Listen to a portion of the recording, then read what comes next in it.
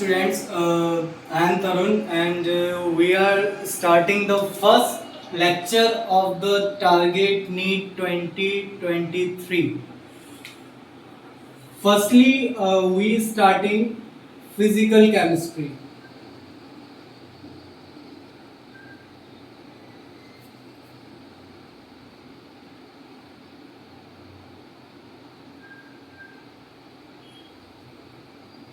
Firstly we are starting physical chemistry. Then physical chemistry में जो हम टॉपिक जो हम फ्लो चार्ट फॉलो करेंगे लेक्चर वाइज वो कुछ इस तरीके से है. फर्स्टली हम डिस्कस करेंगे मोल कॉन्सेप्ट. मोल कॉन्सेप्ट उसके बाद जो हम डिस्कस करेंगे वो डिस्कस करेंगे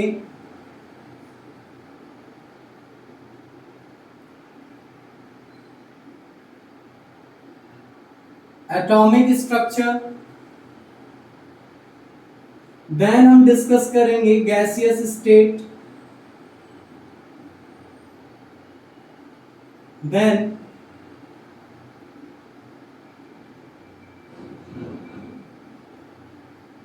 liquid state. Then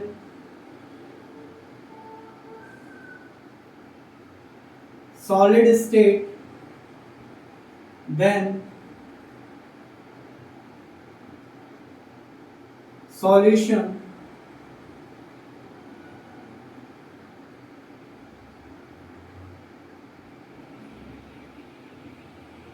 Then electrochemistry.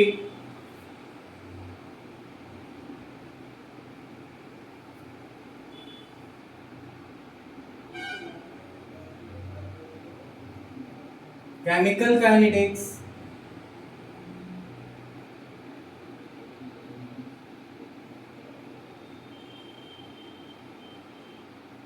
Surface chemistry.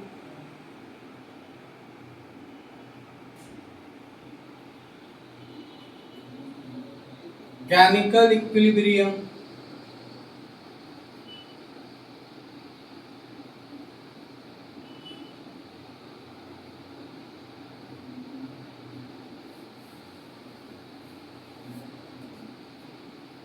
Ionic equilibrium.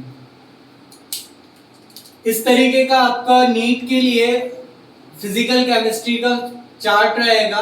Firstly हम स्टार्ट करेंगे आज वो करेंगे हम लेक्चर नंबर 1 में. तो we are starting mole concept.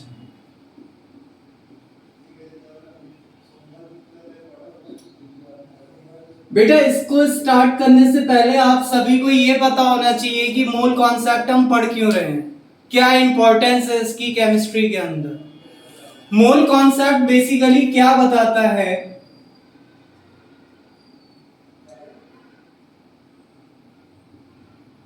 It explains the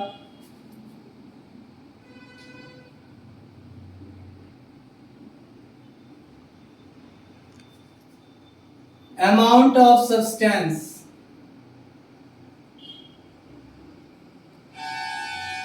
contains. क्या contains करता है substance? entities like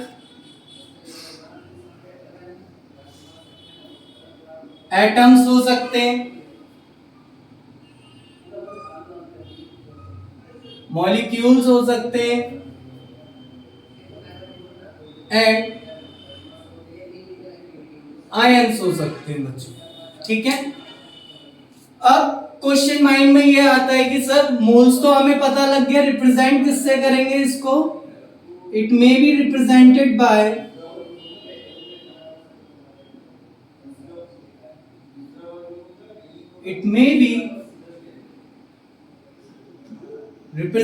by small n. Right. Small n से हम किसको रिप्रेजेंट करते हैं, मोल को रिप्रेजेंट करते हैं. अब बात करते हैं कि इसको फाइंड आउट कैसे करेंगे. Number of moles is equal to क्या होता है फॉर्मूला आपका, गिवन मास अपॉन में क्या होता है बेटा,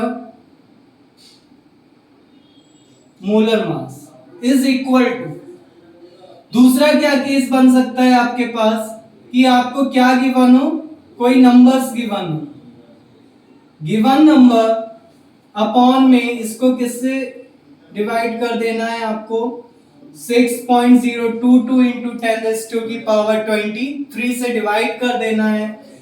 और दूसरा फॉर्मूला क्या बनता है, वो बनता है volume of a gas at STP upon में 22.4 लीटर। ये चीज ध्यान रखिएगा, ये जो दोनों सेगमेंट हैं आपके, कौन से बेटा, ये वाले,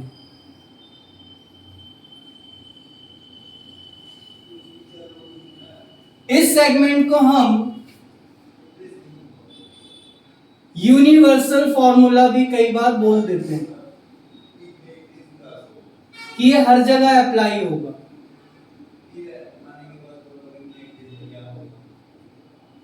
ठीक है, लेकिन बात आती है इस फॉर्मूले की,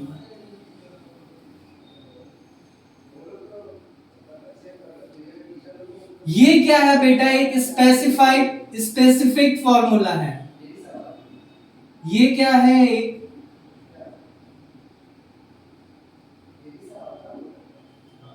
स्पेसिफिक फॉर्मूला है। Specific formula in the sense इसकी एक कंडीशन है, वो क्या है, STP.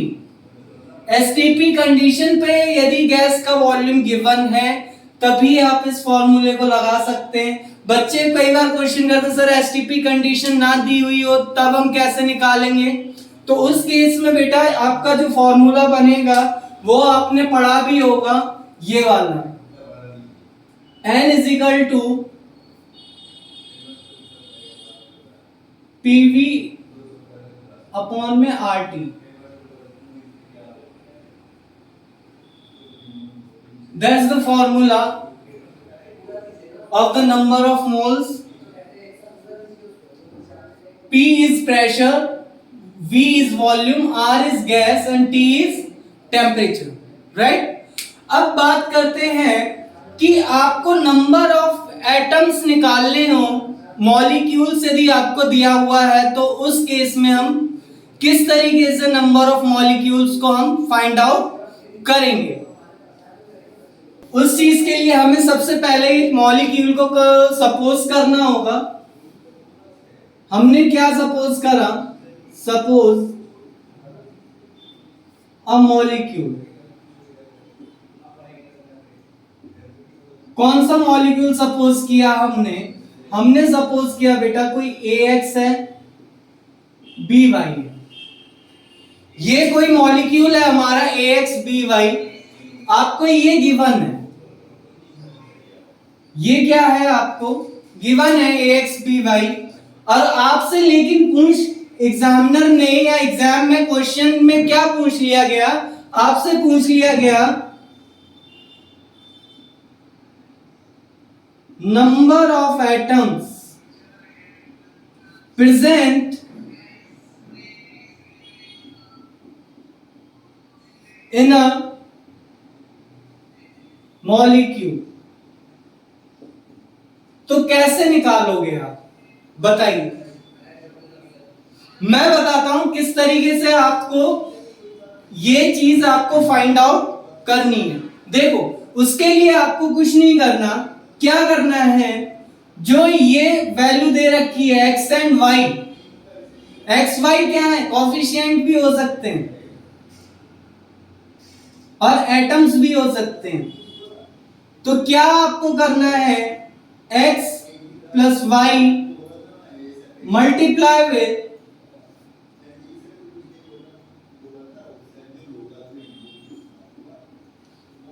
Number of molecules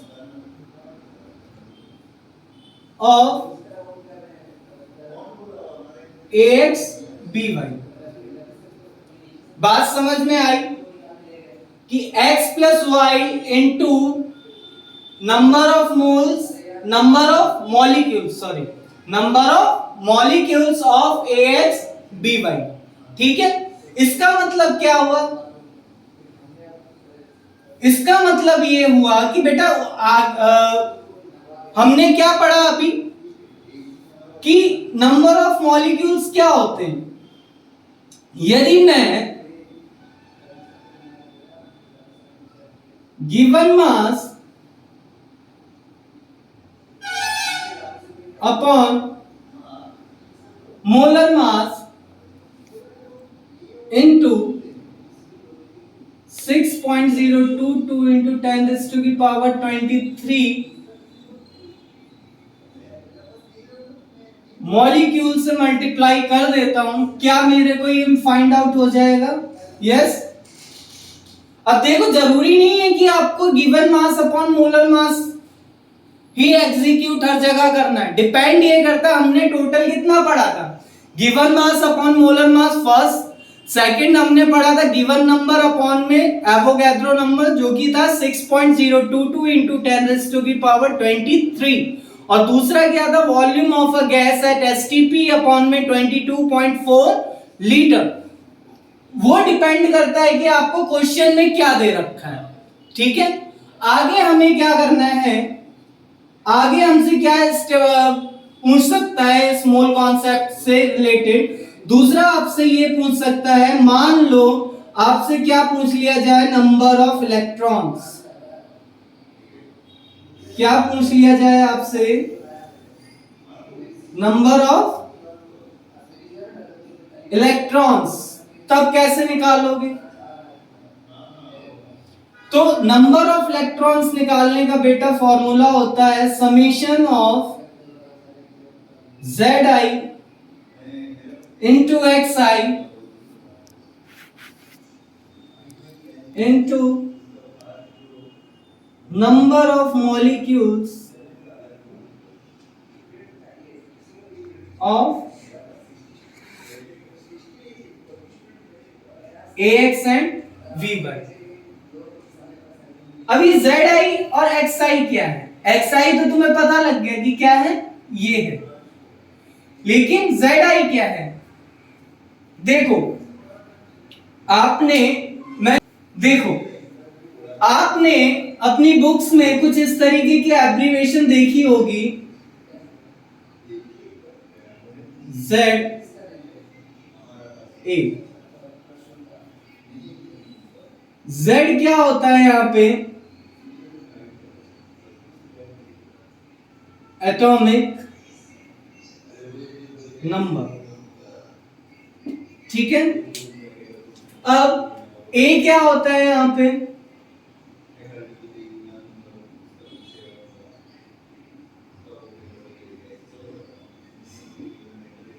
mass number. यदि आप यहां से क्या निकालें, समझने की कोशिश करिएगा, यहां से नंबर ऑफ न्यूट्रॉन्स निकालते हैं तो क्या हो जाएगा? A minus Z. यस। और नंबर ऑफ प्रोटॉन्स निकालेंगे तो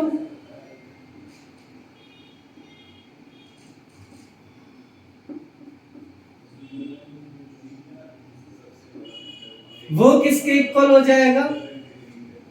Z के इक्वल हो जाएगा। क्या है Z?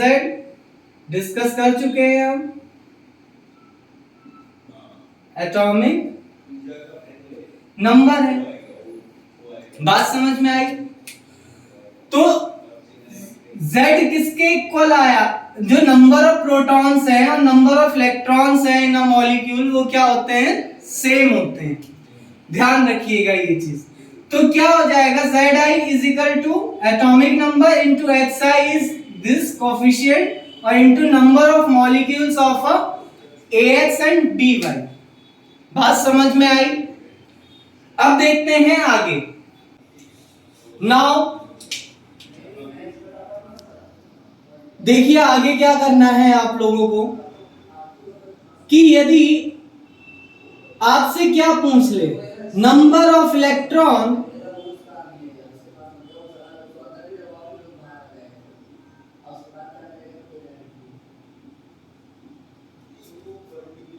of an ion, then what to do? बताइए क्या करेंगे आप सब? तो आयन की बात करी है तो आप क्या करेंगे? एक आयन को कंसिडर कर सकते हैं, that's the form of ion. अब देखिए आयन में केस क्या आ जाता है? AX plus minus N, that is कोई आयन, दैट इज आयन। अब यदि आप यहां से कोई चीज को देखेंगे तो यहां देखो दो चीजें समझ में आ रही हैं, या तो AX प्लस N होगा या फिर AX माइनस N होगा। That means this is for positive ion, this is for negative ion, this is for negative ion. अब इस केस के लिए कैसे करेंगे? क्या ये वाला पढ़ रहे हैं हम लोग, नंबर ऑफ इलेक्ट्रॉन्स, तो उस केस के लिए कैसे करेंगे? उस केस के लिए आपका फॉर्मूला आ जाएगा नंबर ऑफ इलेक्ट्रॉन्स, क्या आ जाएगा? Summation of Zi into Xi। अब देखिए यदि प्लस चार्ज किसी पे आता है तो बेटा नंबर ऑफ इलेक्ट्रॉन्स बढ़ते हैं या घटते हैं? आप लोग बताइए। यदि मैं इस एग्जाम्पल की बात करता हूं Na और Na प्लस, इधर नंबर ऑफ इलेक्ट्रॉन्स यदि मैं पूछता हूं मेरे पास कितने इलेक्ट्रॉन्स होते हैं बेटा? 11 इलेक्ट्रॉन्स होते हैं, ठीक है। Na प्लस का मतलब क्या हो गया? यहां कितने बचे हैं अब इलेक्ट्रॉन्स? 10 इलेक्ट्रॉन्स बचे हैं।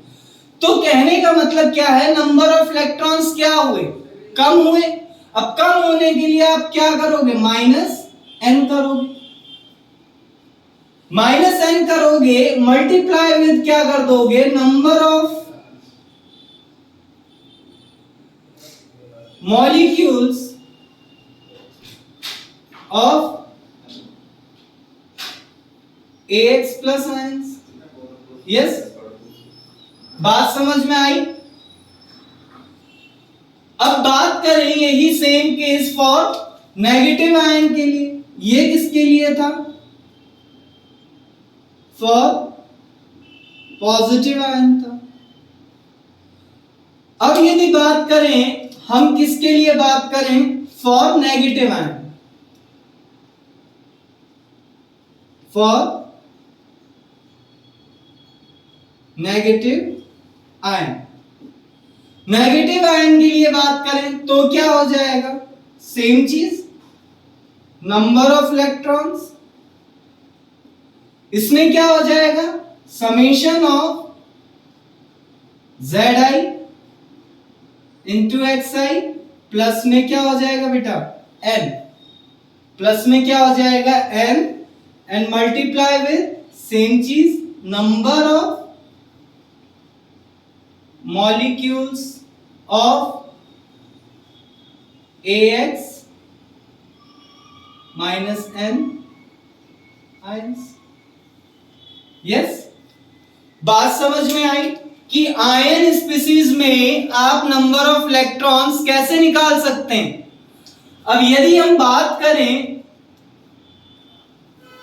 न्यूट्रॉन्स की, मॉलिक्यूल वाले केस में यदि हम जाएं तो वहां उस केस में देखोगे तो नंबर ऑफ न्यूट्रॉन्स कैसे निकलेंगे?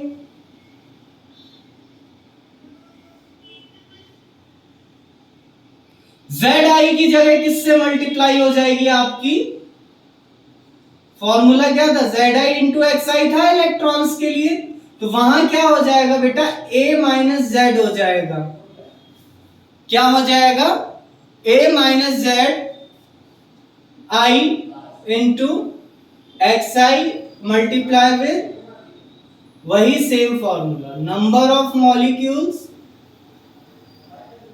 Of AX and BY। Similarly ये बात समझ में आई? अब यदि बात करते हैं हम लोग टोटल चार्ज की, किसकी बात करें? टोटल चार्ज की बात करें। टोटल चार्ज के लिए बात करते हैं तो आप यहां से इसको मैं रफ, किसकी बात कर रहे हैं हम लोग? टोटल चार्ज की of an ion AX plus minus n। इसको कैसे लिख सकते हैं? AX plus minus n। अब AX प्लस माइनस n में क्या करना है आपको? देखिए टोटल चार्ज कैसे निकलेगा? n multiply with number of molecules या आयंस कह सकते हैं हम। क्या कह सकते हैं? आयंस। यहां भी आप मॉलिक्यूल्स की जगह क्या कर सकते हो बेटा? आयंस कर सकते हो। और यहां पे भी क्या कर सकते हो? आयंस कर सकते हो, क्योंकि यहां हम किसकी बात कर रहे हैं? आयंस की बात कर रहे हैं। किसकी बात कर रहे हैं? आयंस की बात कर रहे हैं, इसलिए हमने यहां पे क्या लिखा है? आयंस लिखा है। तो number of ions multiply with एक इलेक्ट्रॉन पे चार्ज कितना होता है? 1.6 इंटू 10⁻⁹ कूलम। तो यहां से आप टोटल चार्ज निकाल सकते हो एक आयनिक स्पीसीज पे कि भाई कितना चार्ज कंटेन वो आयन स्पीसीज करता है। ठीक है, ये कॉन्सेप्ट्स थे मोल कॉन्सेप्ट के फर्स्ट सेक्शन के। आने वाले वीडियोस में हम बात करेंगे सेकंड सेक्शन के मोल कॉन्सेप्ट की, जिसमें हम लोग स्टडी करेंगे कंसंट्रेशन टर्म्स को करेंगे, स्टोइचियोमेट्री को करेंगे और लिमिटिंग रिएजेंट को करेंगे। बेटा आपको जो कॉन्सेप्ट्स आज बताए गए हैं उनसे रिलेटेड क्वेश्चन करते रहिए, प्रैक्टिस करते रहिए, लगातार टीचरों के टच में रहिए।